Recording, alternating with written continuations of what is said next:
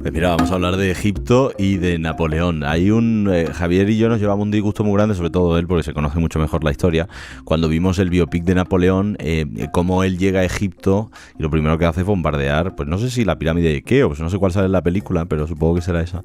Y el disgusto que se llevó es tremendo. ¿Por qué? Porque él ha dedicado parte de su vida a investigar uno de los episodios que tiene Napoleón en una de las pirámides. Y es que resulta que tenía fascinación por Egipto. Javier Sierra, buenos días. Buenos días. Fíjate si tenía fascinación que una de las cosas que hace Napoleón al invadir Egipto con 30.000 hombres en 1798 es fundar una institución que todavía hoy permanece, que se llama el Instituto de Egipto, y que se dedica a la preservación, inventariado, estudio de todas las antigüedades del país.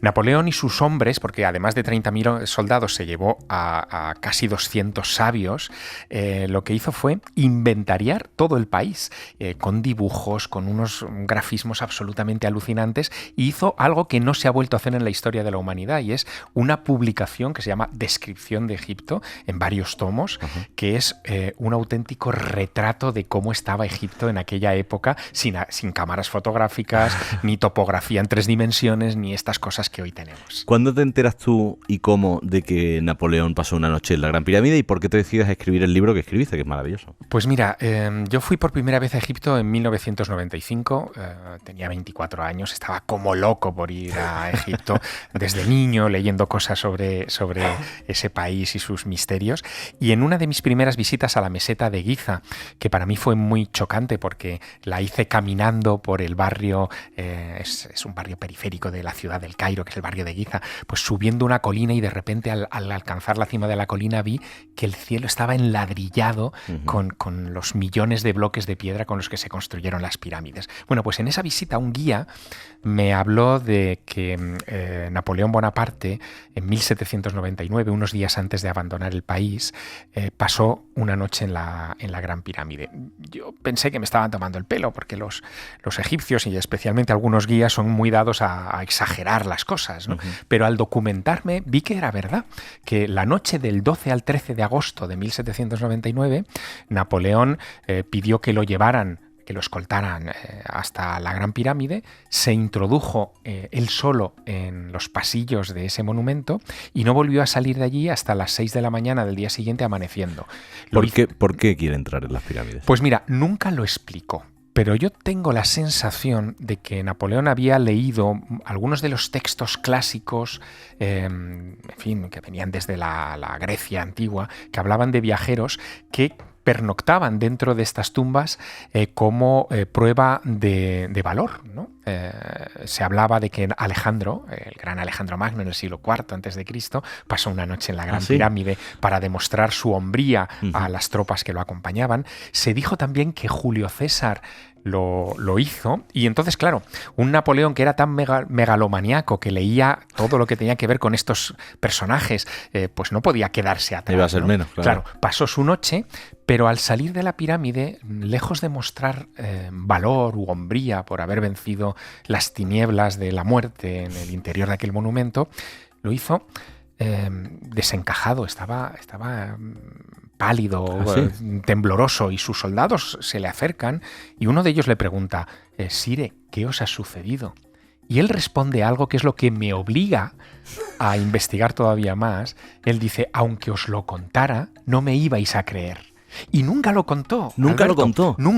Nunca, ni cuando dictó sus memorias en Santa Elena ya muchos años más tarde, ni en sus cartas a su esposa, a Josefina, nunca lo contó.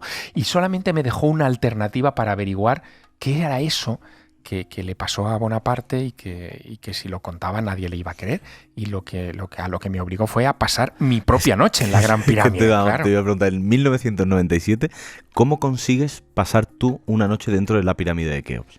Bueno, digamos que fue una pernocta alegal, ¿vale? ¿Alegal? Alegal, sí, es decir, sí, la posibilidad de pedir un permiso para en un monumento que es patrimonio de la humanidad y, en fin, muy protegido, es muy remota, ¿no? Sí. Pero bueno, digamos que siempre hay caminos B, vale. Y yo quieres correr un tupido velo en cómo te metiste en la Exactamente, pirámide. sí, digamos que conseguí que me acompañasen a la pirámide a las 10 de la noche una noche de agosto del año 97, me acompañaron hasta la puerta del monumento, me subieron hasta la cámara del rey donde durmió Napoleón y se despidieron de mí. Lo que no esperaba es que cuando me quedé allí solo con una botella de agua y un paquete de galletas Pero entre las descríbeme manos, la habitación que había en la habitación. bueno, ahora te la describo. Vale, pero lo perdón. que no esperé es que de repente el sistema eléctrico lo desconectasen y me dejaran a oscuras allí dentro. ¿Cómo era esa estancia? Es una estancia de 10 metros de largo por 5 de ancho y otros 5 de alto. Ajá. Es un rectángulo perfecto. Pequeño, no es muy grande. Bueno. 5 por 10, bueno, sí, pero que me imagino sí. Pues una gran cámara, ¿no? Sí, pero fíjate, está completamente revestida de granito rojo. Allí oyes hasta el eco de los latidos de tu corazón si te quedas en silencio, y solamente hay un sarcófago en el centro, bueno, en uno de los lados de la estancia, de una sola pieza, también de granito rojo, más grande que la portezuela por la que ingresas en esa estancia. Por lo tanto, es algo que se hizo para que nadie pudiera saquearlo ni llevárselo nunca de allí. Vale. Bueno, yo una vez que me dejaron a oscuras, lo que hice fue intentar controlar todos mis miedos. Como Napoleón había leído mucho sobre la Gran Pirámide y es un error haber leído tanto y haber visto, sobre todo yo tenía en la cabeza imágenes que no tenía Bonaparte, pues no sé, cuando Indiana Jones abre el pozo de almas en busca del arca perdida y ve que está lleno de serpientes, ¿no? Sí. Bueno, pues esas imágenes también me vienen, y lo primero que tienes que hacer es controlar tus impulsos de terror, de miedo. Una vez que sostienes eso, te quedas quieto en un rincón. Yo me quedé quieto en una de las esquinas y empecé a notar algo que eso sí que a mí Te pusiste en una esquina, ¿eh? Sí, con la espalda cubierta. ¿Ah, sí? Claro, que es instinto. Lo haría el hombre prehistórico y lo hará el hombre del siglo XXIII si estuviera en una situación parecida, ¿no? Bueno, pues estando en esa situación, yo noto, y esto es muy difícil de describir a los oyentes, noto cómo los límites de mi cuerpo, estos que tenemos muy claros, la autopercepción que tenemos, donde empieza la atmósfera y termina la punta de mis dedos, noto que eso empieza a disolverse. Es decir, siento que soy como una especie de azucarillo en un café negro que se está disolviendo. ¿Es una sensación tangible? Es una sensación puramente tangible y es tan fuerte que yo pensé que aquello tenía que ser la muerte, que me estaba muriendo, que estaba en una oscuridad, en un silencio absolutamente atronador. Así que decidí levantarme, dar unas palmadas. Error. La acústica que tiene eso es espectacular. Estuvo rebotando el sonido durante varios segundos, que yo eso no lo he visto en ningún lugar de la Tierra. Y bueno, el espeluzne se multiplicó cuando al final decidí esconderme. ¿Dónde? En el único sitio en esa sala donde me podía esconder, dentro del sarcófago. ¿Dentro del sarcófago? Sí. ¿Qué dice Javier? Me tumbé en aquel sarcófago. Es un sarcófago que tiene unos 2 metros de largo por 90 centímetros de ancho. Y al estar allí tumbado un rato, noté que aquello tenía mis medidas, ¿no? Claro, te varía tanto la percepción que notas cosas que en otras circunstancias no notarías. Pero mira, yo sé que esto es tan difícil de explicar a los oyentes que he traído un recurso sonoro para que se hagan una idea de lo que es el interior de la Cámara del Rey, ¿vale? Mira, en 1976, en mayo de 1976, un músico, un flautista americano, pide un permiso que se lo dan, a este sí que se lo dan, para pasar una noche en la Gran Pirámide con una grabadora y su flauta travesera. Y se queda dentro de la misma estancia que yo estuve, ¿no? Y que estuvo Napoleón, la Cámara del Rey de la Gran Pirámide.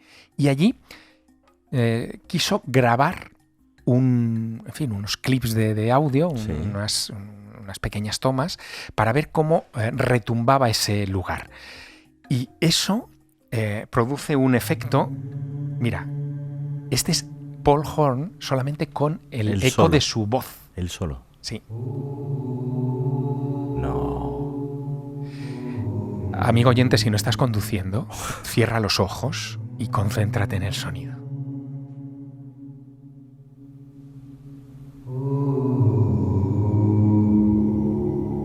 Wow. Es una melodía a 3 voces, parece. Bueno, decía Paul Horn que él tenía la sensación de que el eco se sostenía tanto que daba la impresión de que había un coro allí con él, que no estaba solo. Cuando probó la flauta fue peor, porque la penetración del sonido por el único conducto de acceso a esa estancia fue tal que se prolongó durante 8 segundos. Y daba la sensación de que no se iba a acabar nunca el eco cuando él había dejado la flauta hacía 8 segundos. Pero, o sea, la construcción de esa cámara, el sonido significaba algo para los egipcios. ¿Tú le das explicación a que pueda, o al sonido que escuchaste allí? Bueno, la cámara, hoy lo sabemos, está hecha con arreglo a lo que se conoce como el número phi, la divina proporción. Es una fórmula matemática ancestral, ya en tiempos de Pitágoras se conocía, que hace que se cree esta acústica en particular.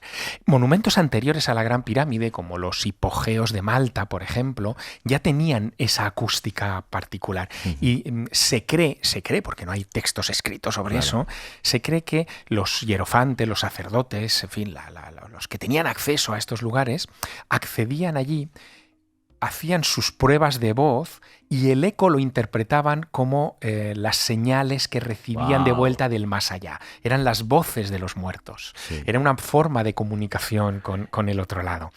Claro, esto está plenamente vigente en la Cámara del Rey de la Gran Pirámide, pero claro, hoy entran decenas de turistas a ese lugar, el murmullo es ensordecedor, nadie se detiene a palpar, a recibir en el pecho, en el plexo solar, el impacto del silencio, pero cuando lo haces tienes una experiencia auténticamente transformadora. Por eso Napoleón dijo, aunque os lo contara, no me ibais a creer, porque es muy difícil de explicar, aunque Paul Horn, con este pequeño clip de audio que os he compartido, nos lo hace. Oye, ahora vuelvo al motivo, todavía tenemos unos minutos, ahora vuelvo al motivo de por qué Napoleón, o por qué crees tú que Napoleón, no has investigado, que podría estar, pues bueno, tras la pista de Jesús de Nazaret, que creo que es un tema muy interesante, pero antes, no me has contado cómo sales de la cámara, ¿cuánto tiempo pasas en la cámara? Bueno, yo quedo encerrado en ese lugar hasta las 7 de la mañana, prácticamente, del día siguiente. Y me pasa una cosa muy curiosa. ¿Dormiste? No. O sea, yo pasé la noche, pero no dormí. O sea, el estado de excitación era muy, muy alto. Yo estaba atento a cualquier ruido, a cualquier chasquido, a cualquier cosa que se pudiera producir. Y cuando estoy en el filo de las 7 de la mañana, yo he perdido la noción del tiempo. No sé si es de día, de noche o qué. No tengo reloj, no puedo ver nada. Oigo que alguien acciona el candado de la verja con la que se cierra el acceso al túnel de la Gran Pirámide. Pero físicamente, Alberto, eso es imposible, porque por medio hay una gran galería, luego hay otro conducto de unos 40 metros, la gran galería tiene un montón de metros, luego otros 40 por un pasillo, es decir, hay como unos fácil 100 y pico metros entre la puerta de entrada y donde yo estaba, donde el sonido es muy difícil que circule. Sin embargo, yo lo oí. ¿Y qué es lo que hice? Estaba tan desesperado de estar en esa tiniebla que a oscuras me lancé por todos esos recovecos de la pirámide, me tropecé, me caí, me magullé, me pasó de todo. Y cuando salí a la puerta, porque yo tenía el plano de la pirámide, lo tenía en la cabeza, cuando salí a la puerta y recibí la primera brizna del aire de la meseta de Giza y las primeras gotas de sol, ¿no? Tuve una sensación que la voy a describir de una manera muy concreta. Tuve la sensación de estar vivo. Por primera y única vez en mi vida supe lo que era la vida, porque ahí dentro había estado muerto.